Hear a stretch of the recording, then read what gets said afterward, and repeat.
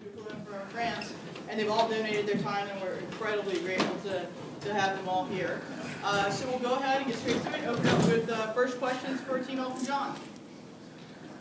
I'm going to put this up right so here you are really right here on the front row here, and then we'll go over to the second row. Thank you. Hi, and welcome to Cleveland. Thank you. With the Gay Games coming to Cleveland in 2014, are we going to see a Sir Elton John team there?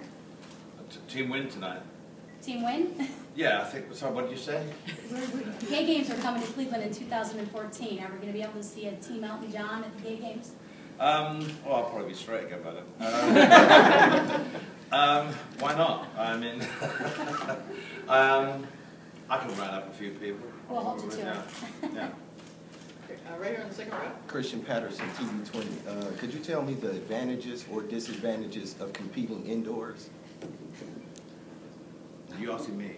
In general. Well, I don't play indoors, so I mean, just come on. He'll answer that one, and I'll talk about playing the piano afterwards. For Andy. No, it's normally a little bit faster. Not as many elements. It's normally easier, I think, to play indoors than dealing with wind, sun, heat, etc. So it's pretty nice, actually. Ask Andy Murray from the last 3 events indoors. He couldn't literally squat outside. They won, okay, huh? Oh, you were there. You got a lot of people.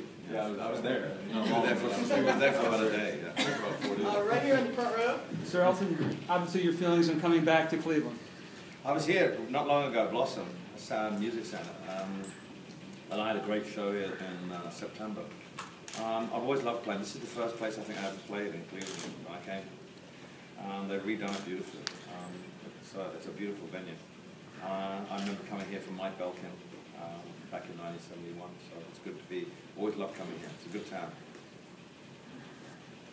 Questions at the back?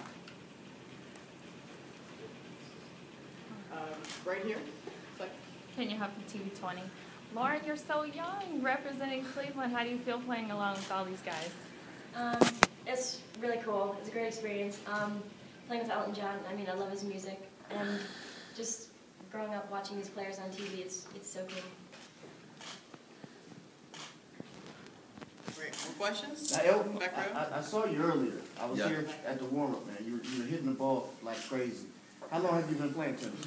I actually started playing, I can remember Jaroslav Drobny winning Wimbledon, so that's how old I am. I started playing by hitting a ball up against a wall when I was 5 or 6. The guy in Metallica, Lars Ulrich, the drummer, his dad, I used to watch him play tennis. He was Danish, Torben Ulrich, and he played with his brother Jürgen. And they had 2 crazy beards then, so I'm really an old guy. I remember colour television hadn't been invented, and I was playing tennis, so that's how long.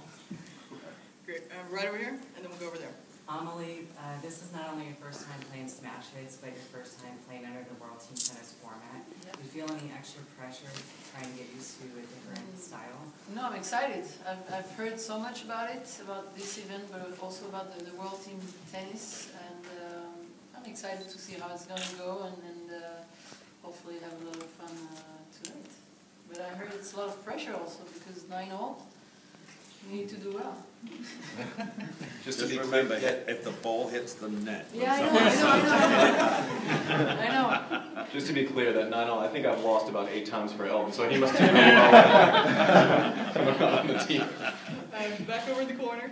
Yeah, Tom Kowski, Healthy Referral Newspaper. Is it Sir Elton? Is that the correct address? How to address you?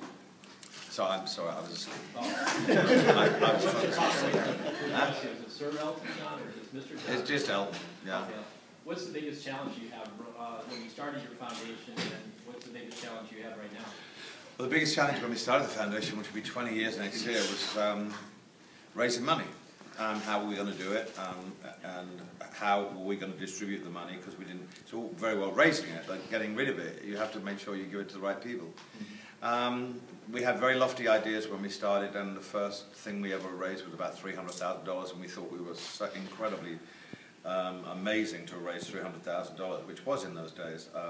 But we had to make sure we gave it to the right people. That was the most challenging thing. And so we partnered with the National AIDS Fund very early, who told us who needed the money and where to put it. The scenarios changed greatly. In the first days of our foundation, it was direct care. People needed meals, they needed medicine, they needed taking to the hospital and back again, they needed buddy systems. And the scene has changed so much now where the medicine has become so much more sophisticated. People have hopes of living normal lives. It's just really that our challenge now is to get the medicine to people who can't afford it and to get rid of the stigma that's still associated with AIDS, whereas people who get AIDS are ashamed of having it, or HIV, and they don't tell anyone, and they don't get tested, and people don't get tested because they're ashamed of the stigma about the disease. You don't get ashamed if you have cancer, you just go and get your medicine and you go and get treatment. With AIDS, we find it totally different, and we're still, after 30 years, our biggest challenge is to try and get rid of the stigma. Great, thank you. I think that's a great place to